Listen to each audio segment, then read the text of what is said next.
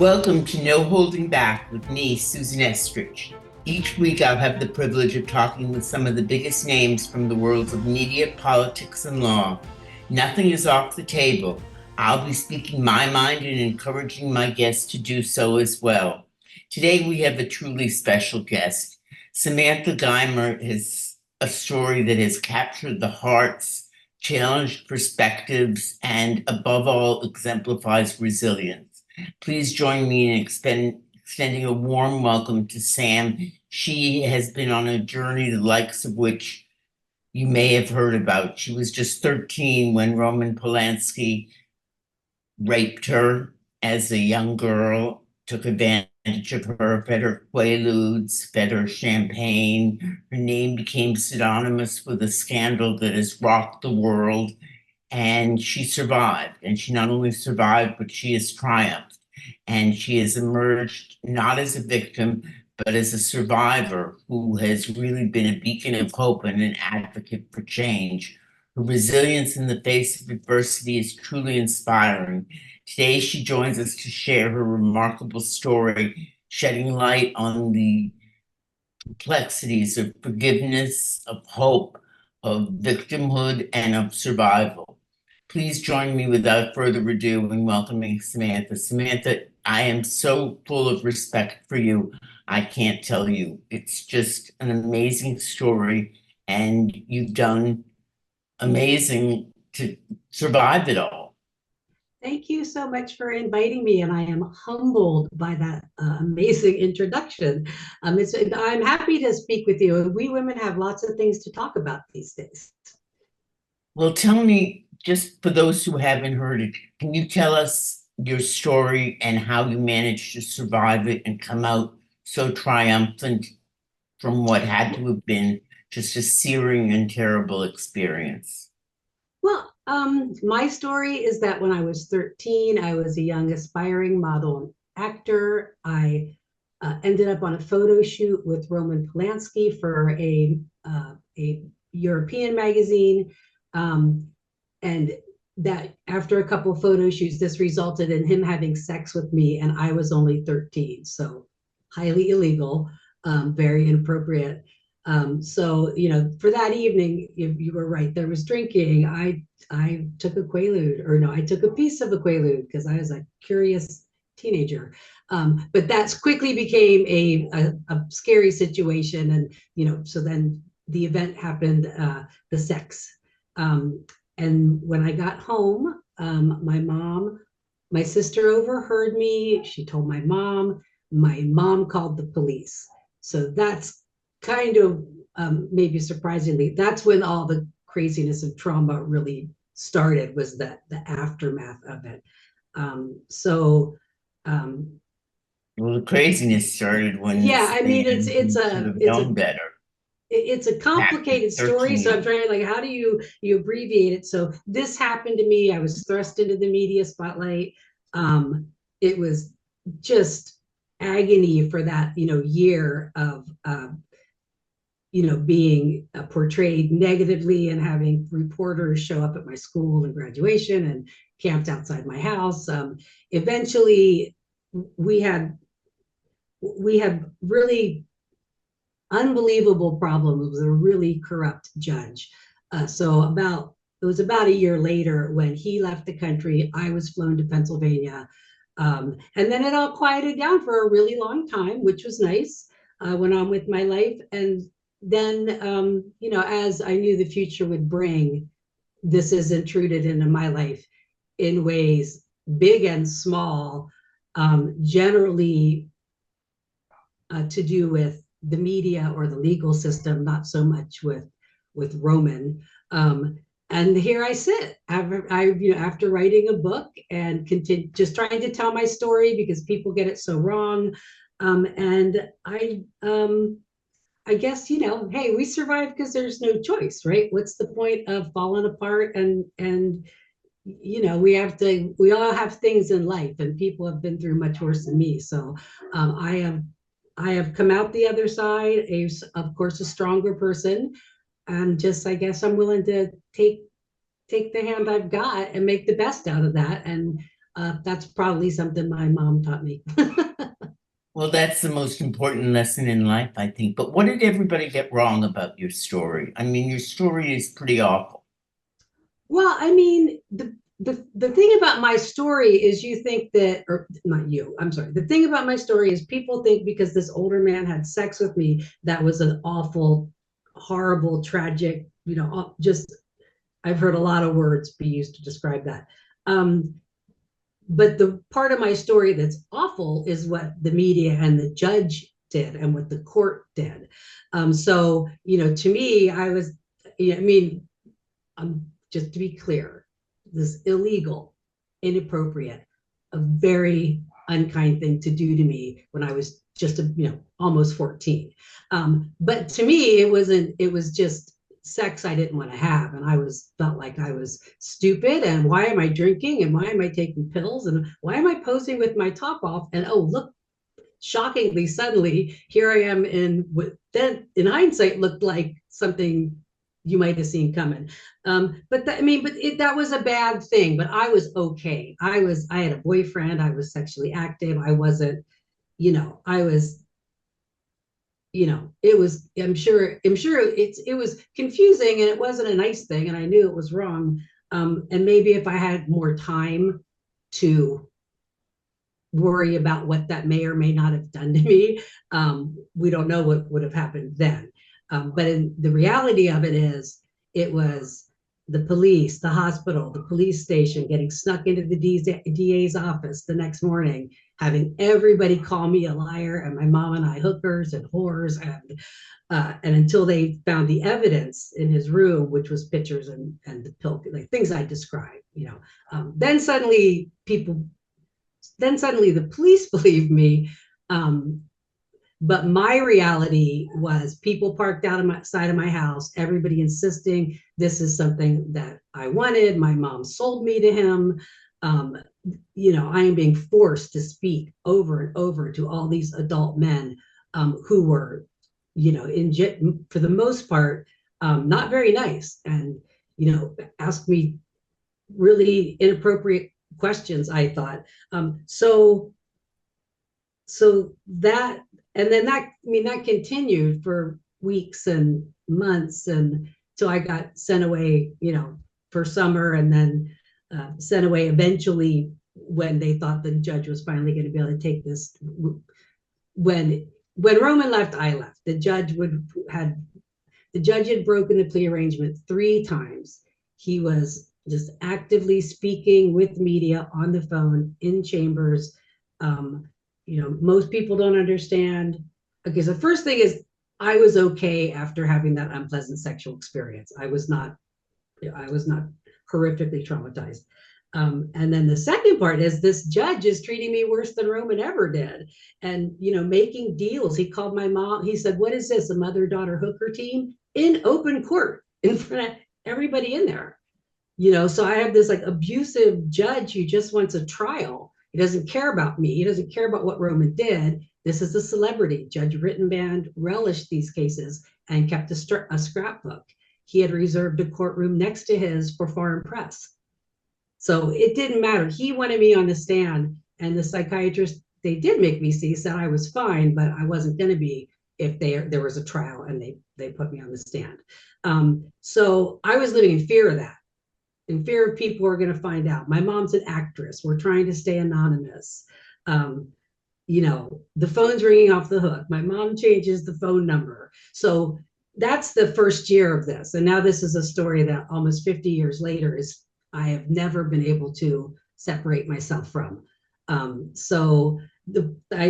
think the surprising part is that, Roman came back to America and went to jail for 42 days before the judge broke another plea agreement. So it was supposed to be probation. Then it was a psych study that lasted 42 days. Then it was 42 days isn't enough. They should have made your psych study longer, which is not a thing that judge can do. And then the final evolution was just, I want you to do you should have done 90 days. I'm going to send you back to prison on an indeterminate sentence. And Roman, you come back here in a few weeks and I'll give you time served. So, that's where it ended up after he came back from filming, went to jail for 42 days. And then when he was supposed to get time served, the answer was, no, I'm going to put you in jail, come back in a few weeks when the publicity's died down. What if the judge dropped dead? Like you can't do something like that. So my story is a story that most people, what's interesting is old guy has sex with young girl. Isn't that horrible? Like judge tortures young girl for a year, and then other members of the court have happily jumped in and tortured me further in later years of my life and traumatized my family. That's just not as sexy, I guess.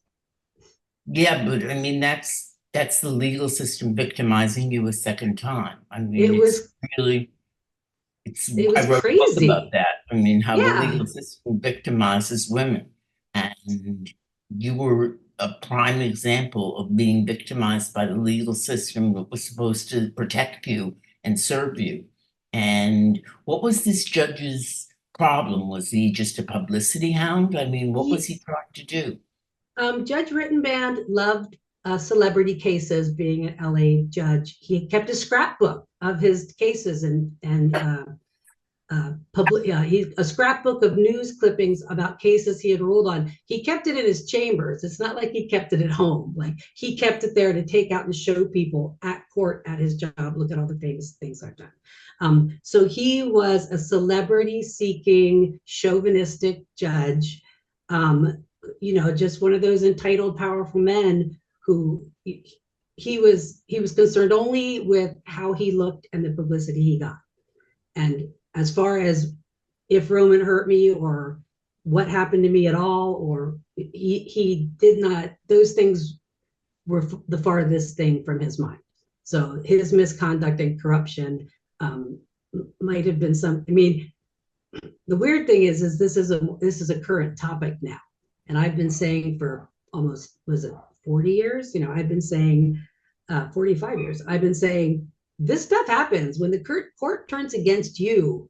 There's corruption in the court. People are being abused and railroaded, and victims are being, mistreated and harassed. And these judges aren't on the up and up. This guy doesn't want to do the right thing. He doesn't care about the law. He cares about himself. And now here we are in 2024 going, what's going on with these judges? Seems like they're not, is there such a thing as judicial corruption? And, there is, and there always has been. Yeah. And it's not just me. Like right now, innocent people, not innocent people. Like if you're not innocent, you still get a fair trial. The judge still follows the rules. So innocent or not, victim or witness, people are being stuck, trapped in courts with bad judges who are harming them and not doing things the way they should because they have other motives. And I have always felt like, this is maybe because my father was a criminal defense attorney, but I've always felt like, a great pride in our justice system and feel really strongly about innocent until proven guilty, and having a jury and having your peers decide. Like that's a cornerstone of our government, our freedom. So I think what might be surprising for me or surprising for other people is that that's what I have such strong feelings about. And that's what I complain about, not so much that something bad and illegal happened to me, in 1997. What should the judge have done? What would have been the right way to handle this? I mean, it's obviously a sensitive topic when you've got a 13-year-old, your mother, you went through the victim shaming business, which was insane for a 13-year-old to be shamed like that. I mean, what should he have done? Well, what they agreed on was that he would plead guilty because my family and I never asked that he go to jail. My mother, kind of was insisting, he has to admit that he did it. And I don't think she really cared past that. So the agreement was he would admit that he did it. plead guilty to what is it? Sexual Sexual intercourse with an with a underage minor. child. Yeah, sorry. And he would have probation, and he would, you know, there's this is 1977, so there's even a little talk that he could do some kind of community service, helping like young women get into, which is like so seriously, even then that was like, that doesn't sound like a great idea. But this was 1977. Probably a 45-day or 90-day sentence would have been all anybody else might have ever gotten.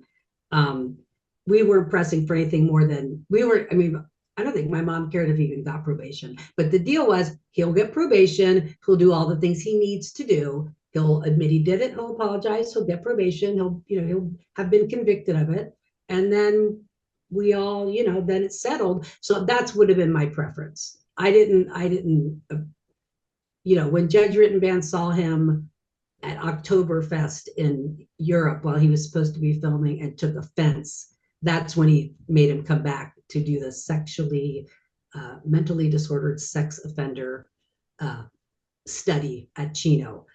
So that again wasn't that he thought there was anything wrong with Roman. It was that he was embarrassed because it looked like Roman was partying while he was supposed to be over there working. Um, so then he did come back and he did go to jail. So I just feel like that matters when everybody says he never went to jail. And I understand now it's, we live in a different world. Um, you know, this is viewed as, a much more, I mean, it wasn't really, it was a serious thing back then, but not really. I mean, teenage girls were sexually active. This was kind of the way the world was. We had Taxi Driver, we had Pretty Baby. This was not today. Like, teenage girls were sexualized and many of them were sexually active. So fast forward to today, people think he should go to jail for 100 years. And, they there's these really strong opinions about, um, what anybody sees outside of their moral, their moral view on what's appropriate. If it's anything outside of that, people, went strong prison sentences and harsher justice. And there's not anything wrong with that for today. You should know you shouldn't do stuff like that. You could end up in jail for more than 42 days. It's not okay. Do you agree with that? I think Mother, and that, I just, you're a mother too. I mean, yeah. Well, I mean, I what I 13 feel is like is awfully that young. everybody's, oh yeah, oh my, it was like, yeah, it was that line was crossed. He has apologized. He has said quite a few times what a terrible thing he did. So in hindsight, I think he sees that it was very wrong. Um, but at the time, I don't think he really thought it was, and I think a lot of people didn't really think it was either.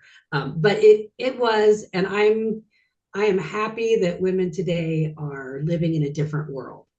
So I think it's I appreciate the strides that have been made, but I'm a little bit of a weirdo. Like, I don't, you know, I don't think if a 17-year-old girl's having sex with their 18-year-old boyfriend, anybody should go to prison.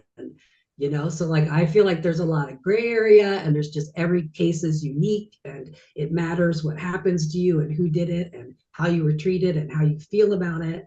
So, I don't think you you're a know, weirdo at all. I think you're incredibly courageous to be able to come out there and say that, you're okay and that nobody it's else has not the victimized you. thing to say today.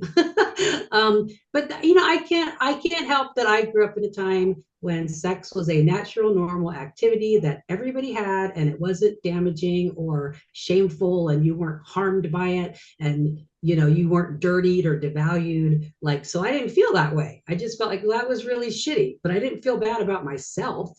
I didn't feel like he took something from me or like dirtied me up, because nobody ever taught me to have that kind of shame. And I think today, while I'm really happy laws are stricter and men are held accountable and women are putting their foot down about harassment and bad behavior. I mean, I don't know. I don't know what I'm trying to say. I think I lost my train of thought. I No, mean, you have. I guess it's that it's like that. I'm happy for all that, but I'm not happy that like suddenly sex is shameful and women are damaged. Like this whole kind of like purity culture is not, you know, you can't. It's by. I think what I'm trying to say is by insisting that women who have been somehow sexually harassed or abused demonstrate all this pain and drama and or trauma and it's like you're required to be damaged. It's teaching you that it is shameful, that sex does hurt you, that if a man does something to you that you don't want, that you've been devalued or dirtied. And I just want to rail against that because we can have good morals without shaming women, you know. Well, And I that's don't. really an important message. I remember when I was raped in 1974, my mother told me not to tell anyone because no decent man would ever have me.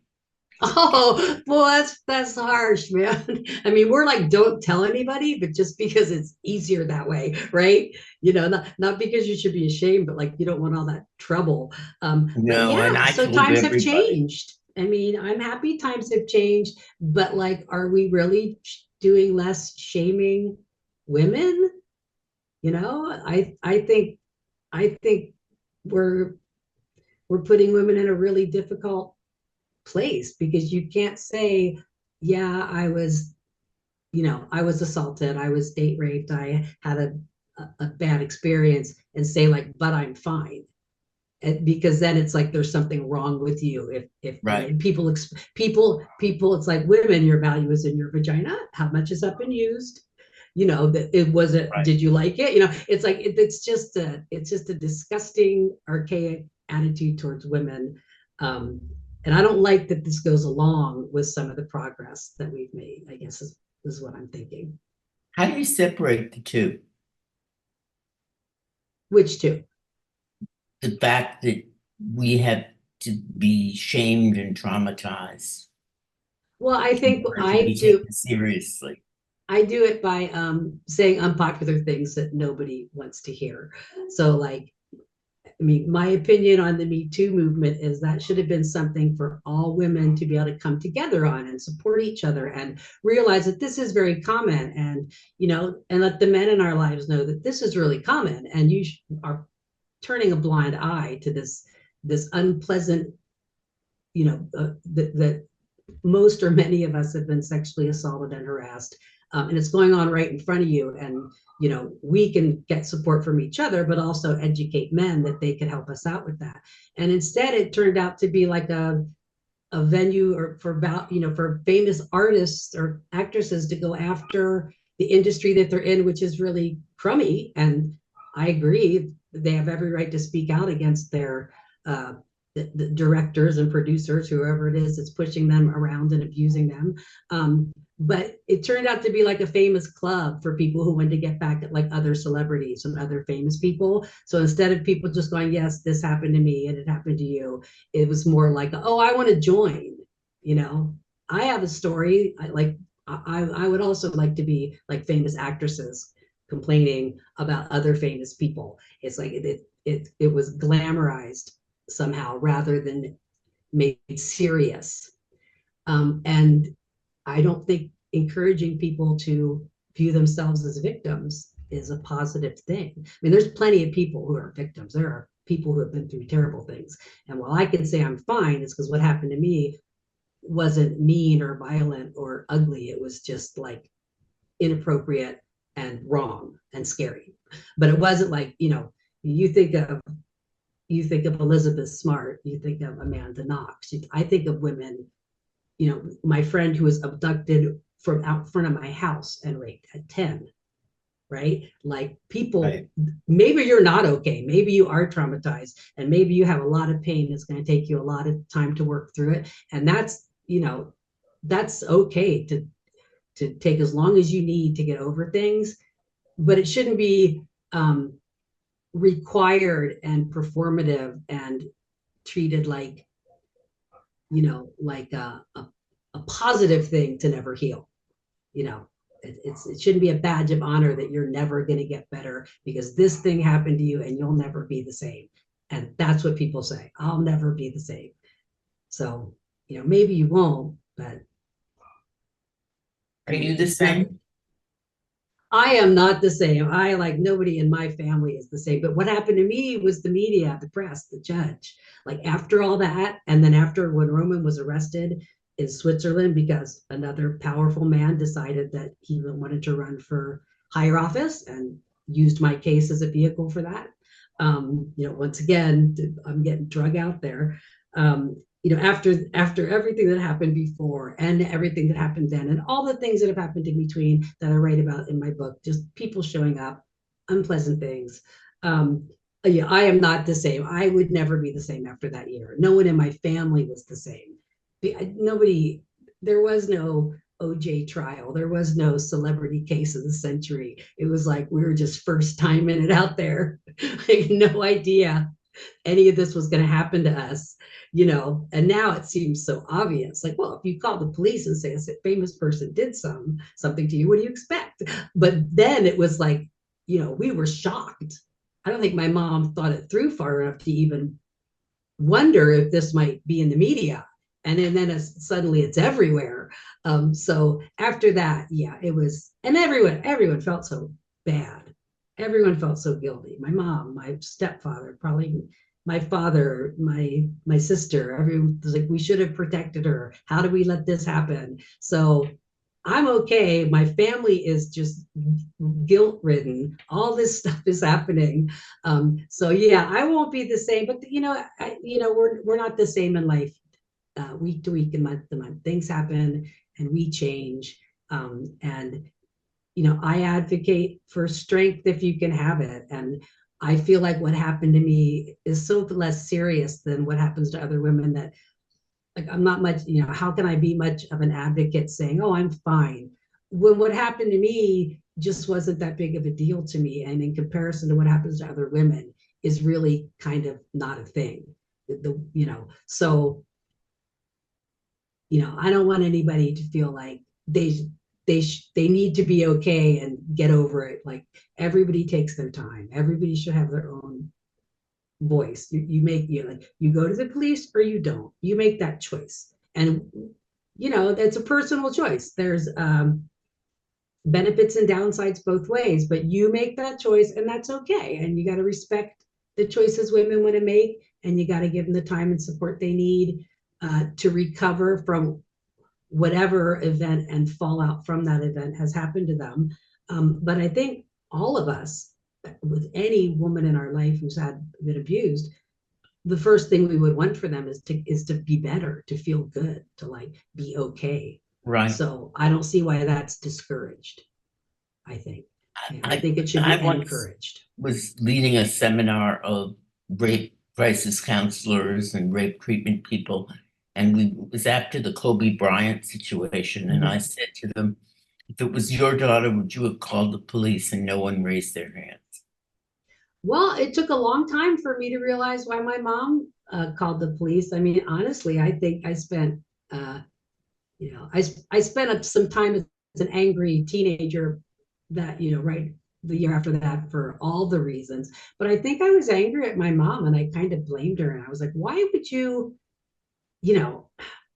but okay, she's upset. Everything happened so quickly. She called somebody, like, you should call the police. And she did it. And it seemed like a good choice. We didn't know the ramifications. Isn't that sad, though, that calling the police turns out to have been a mistake? I mean, that's very a sad. life lesson. You can put that in your pocket on many occasions. But it took me till I wrote the book, and I'm asking her, like, well, if you had to do over, would you do the same thing? And she's like, yes. And I was shocked. Like, you mean after everything we've been through, you could go back, you would still call the police? I just couldn't believe that she wouldn't have, like, wanted to do it differently. But what I realized is she was teaching me a lesson in self-respect. She was teaching me that you don't get used and treated like that by a man or by anybody. And whatever the consequences are, I'm standing up for you to show you how to stand up for yourself. So, 30 years later, I'm like, oh, Mom, I'm so sorry. I was such a horrible bitch to you. And you're actually trying to teach me this valuable lesson that it took me 30 years to figure out. So, I appreciate that lesson. It took me a long time to get. So that's why you have to make your own choices, because there's consequences and benefits. Uh, you know, and mostly every situation is unique. So we shouldn't always be rushing to lump everybody in a big, everything's the same pile. It's you have to respect that people are individuals. Have you gotten a lot of backlash for forgiving him?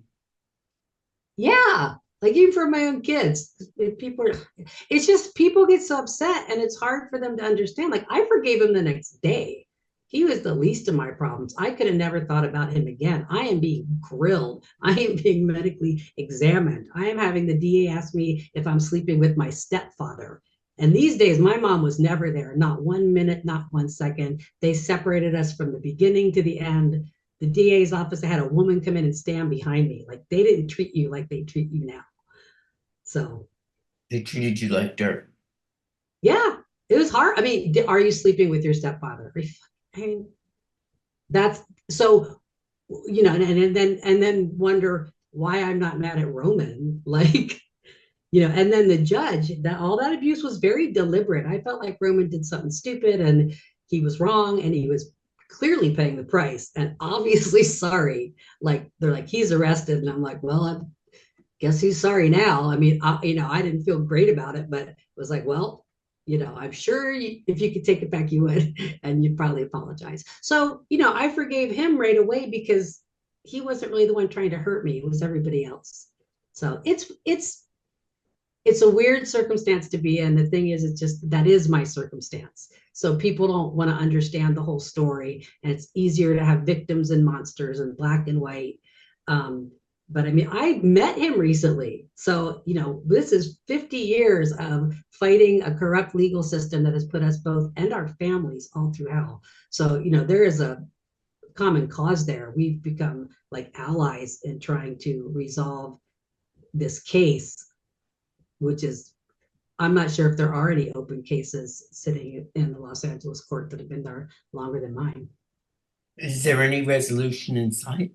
There isn't a resolution because no one will give him time served, because that's just going to make them look bad. So unless there's some type of PR benefit or profit or upside to doing the right thing, which is, fully uncovering the corruption in this case and giving him the time served that he should have got to begin with, until that's a benefit to someone, no one's going to do it.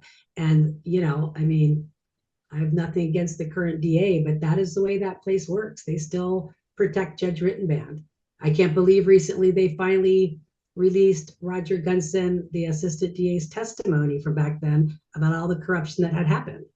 So recently they released that. So it's like, it's true. There was corruption. This was wrong. We were mistreated. Now it's in evidence. What kind of corruption did they release?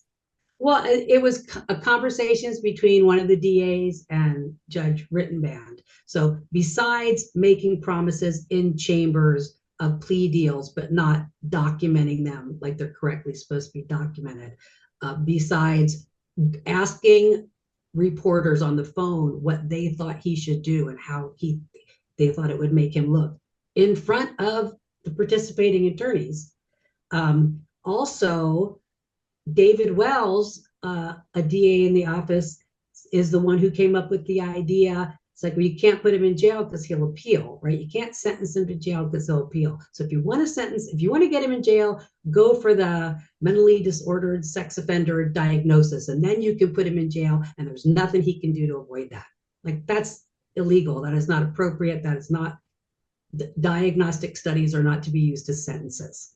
So there's like a more an easier one to prove is corruption and immoral and misconduct. So yeah, all of that stuff, that all happened.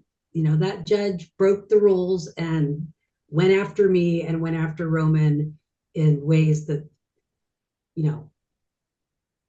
just aren't allowed and aren't moral, in the realm of what is supposed to be our justice system, which like he just flaunted like it meant nothing to him. So I take offense to that.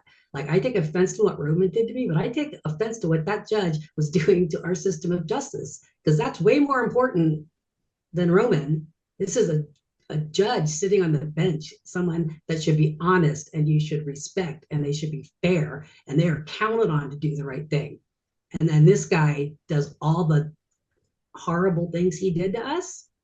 Yeah, I'm mad about that. I mean, he's dead. But it's nobody cares about that part also that bothers me. It's like, that's a real thing and it really happened to us. And somebody ought to care about our justice system more than like, oh, rape, sex, young girl, Hollywood. Like that's all super interesting. But bad judges sitting on the bench, that's way more important, I think. So I'm going to keep talking so about much credit for having the guts and determination to come out against the legal system and to call a spade on this one. I just, apparently I'm incredibly frank, but it's I don't feel I don't feel courageous. And I don't feel like many people view me that way. I feel like people just, you're a rape apologist. You're on Roman's side. How could you forgive? Like I feel like people have negative feelings towards me. So thank you very much for the compliments. But I think doing the right thing is important. So, so that's what I'm going to do. And the way it continues to intrude in my life when I'm not asking it to, or again, I'm going to take that back because I pretty much put myself out there now, so I can't say I didn't ask for when it intrudes in my life. And Roman's not sitting in jail in Switzerland, and I don't have a yard for a paparazzi. So but it comes up, and it has intruded in my life, and it's given me occasion to like people want to know what I think. So I've never really got to just put it all the way behind me, and the more I've talked about it and thought it through and tried to go back and put together the way how this all went, the stronger my feelings are about it and the more committed I feel to saying the right thing. And just recently here in America and having an 8-year-old granddaughter, like my anxiety level of the fate of women in our country is like at 9,000. So it makes me want to talk more about women being strong and women not being mistreated by judges and speaking up, and women not being mistreated by men.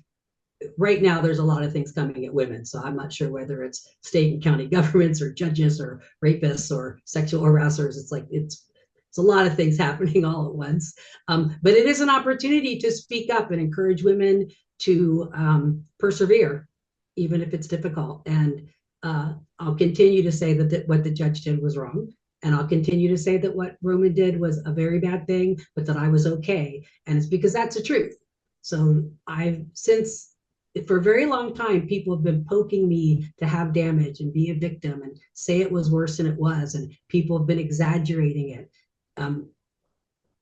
This case and my life has been used up and down the spectrum, from people like Nancy Grace to Gloria Allred, to DA Cooley. They take this famous event, and which I'm attached to, and use it for their own personal purposes and their own self-advancement. And there's a lot of that happening right now, I believe, to women also. So I get to own me. You don't get to use me and my story to say things I don't agree with and feel are true. So God, listen to me talk. I feel like used by the media and used by the judge and then used by the people I just named. So apparently maybe I'm not as okay as as I say. I think, but it's frustrating. Okay. It's frustrating, and I feel privileged to be able to have someone like you even ask me the things I want to say. And I'm normally, through my whole life, I've never really felt so passionate about talking about it because I'm scared right now. I'm scared for my granddaughter.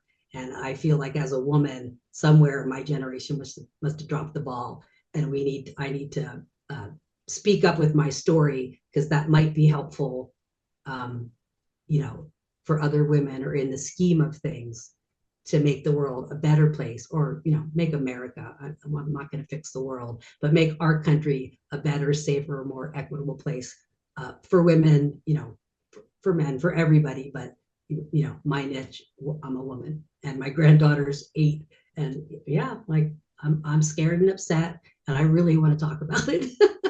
What are you scared for her about? One last question. What particularly are you scared for her about? I'm afraid she's going to grow up in a world where she's on a pregnancy registry and won't be able to leave the state if she's pregnant, and won't be allowed to have an abortion. And, if she needs or wants one, and won't be a full citizen, that the Equal Rights Amendment will never pass, that she's going to be treated like property. And I mean, I really feel like that's what some of these hardline conservatives are going to do. I mean, they don't don't doubt them. They will take away your vote. You will not be out there working unless they say you can work. And they're convincing you right now that the world is very scary and you should be very ashamed and very fearful. And I just feel like I think they're trying to tell you to stay home. So don't. And Don't. I want Stella to have a better world and more rights than me, not less. And I mean, I imagine, what if she has a tubal pregnancy and she gets to die in an emergency room? Because if she's not a breeder, who cares about saving her life? Like, my psycho grandma mind is like, it's taking it that far. So I should probably calm down, but not really, because I think that's a real possibility. She asked me, I don't know why she was talking about Donald Trump. He's all over the news. But one of the things I told her about why it's good to be an American and why, like, she needs to stand up for herself as a girl. Like, in some places, they don't let girls go to school. Like, you don't get an education. You have to stay home. So you got to appreciate your freedom and you have to fight for yourself. And she asked me, like, well, if Donald Trump's get elected, will they still let us go to school? And my first thought was, I've emotionally scarred her and I need to somehow undo that. But my second thought was like, wow, I can't say no to that as a knee-jerk reaction.